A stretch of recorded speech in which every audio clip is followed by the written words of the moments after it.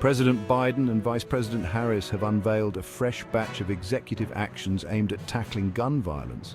These measures are part of a broader strategy to address the escalating crisis that has gripped the nation for years. These actions target everything from ghost guns to school safety, aiming to close loopholes and enhance preventive measures, leaving one to wonder, is this real change or just a well-timed performance? Critics argue that these actions may be more about optics than substance. The administration insists these actions are vital for saving lives, but the timing is suspect. With elections on the horizon, some question the true intent behind these moves. The left cries for stricter measures, pushing for comprehensive reforms to curb gun violence. The right invokes the Second Amendment, defending the right to bear arms and warning against government overreach, and the public is left wondering if anything will actually change. Many are skeptical, questioning whether these actions will have a lasting impact. Are these actions truly effective measures or just a political maneuver? Only time will tell. The nation watches closely, hoping for meaningful progress in the fight against gun violence.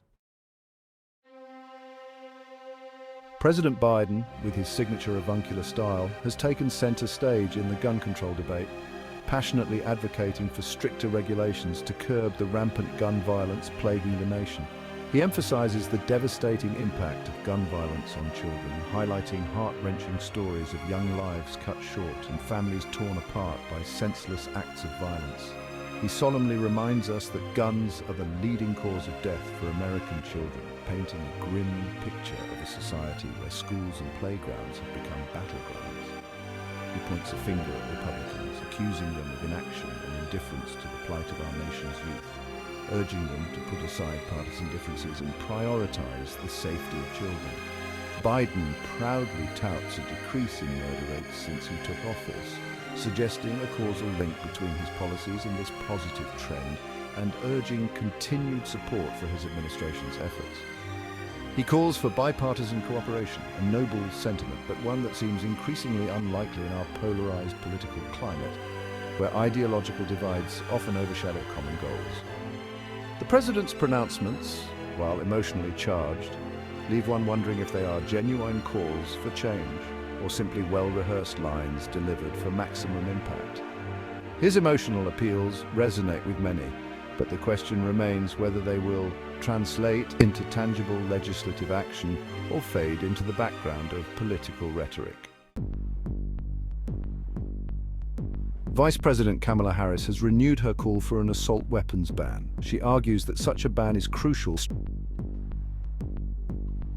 stresses the urgency of action, painting a vivid picture of the devastation wrought by gun violence. Her stance aligns perfectly with the administration's broader gun control agenda, designed to appeal to a specific segment of the electorate. Is she truly committed to solving the problem or simply playing her part in the election year drama? The administration's new executive actions target ghost guns, those untraceable firearms assembled from kits. These guns, lacking serial numbers, pose a challenge to law enforcement, making them the perfect boogeyman for politicians. School safety is also addressed with promises of resources and training for schools. These measures, while seemingly practical, feel like a band-aid on a gaping wound. The focus on ghost guns and school safety, while understandable, smacks of political opportunism. Critics argue that the timing of these executive actions is no coincidence. They see it as a blatant attempt to pander to voters concerned about gun violence, shifting focus from other pressing issues. They accuse the administration of bypassing Congress, using executive orders to circumvent the legislative process. The debate over gun control remains deeply polarized, with little room for compromise. The administration's actions, while presented as genuine efforts to address gun violence, are viewed by many as election year maneuvering. So, there you have it, folks.